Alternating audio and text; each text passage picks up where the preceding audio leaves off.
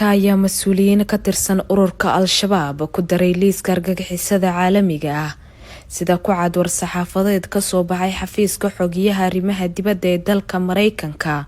Afhayeenka Al-Shabaab Sheekh Cali Dheere iyo Cabdiqaadir Maxamed Cabdiqaadir oo sida uu Mareykanka sheegay ku magaca dheer Ikrima ayaa ka mid ah liiska 5 xubnood oo ka tirsan kooxaha jihaadoonka ee qaaradda Afrika. Sheekh Cali Maxamuud Raage Sheekh Cali Dheere oo ah afhayeenka Al-Shabaab isla markaana ka mid ah hoggaanka sare ee ururkaasi ayaa sida ku cad war-saxaafadeedkaasi waxa uu qayb ka yahay qorshaha weerarada ururkaasi ee gudaha Soomaaliya iyo Kenya.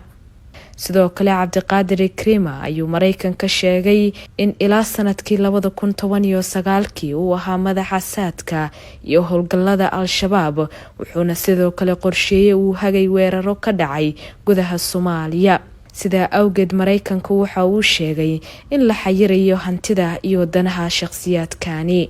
Mareykanka waxaa ku goodiyay in liiskaasi argagixisada lagu soo dari doono cid kasta iyo shirkadaha ganacsi ama maaliyadda ee la macaamiisho. wuxuu intaa ku daray in halista ururada argagixisada ah iyo wadamada galbeedka bariga iyo koonfurta Afrika ay u baahan tahay in laga wada shaqeeyo howlgallada lagu xagaldaacinayo awoodda iyo howlgallada kooxaha argagixisada ah. liiskani cusub ee Mareykanka waxaa sidoo kale ku jira Bonomade Machude Omar oo ku magac dheer Abu Sulayfa Maxamed iyo Ibnu Umar oo ah ninka hogaamiye ciidamada kooxda la baxday dowladda Islaamka ee dalka Mozambique.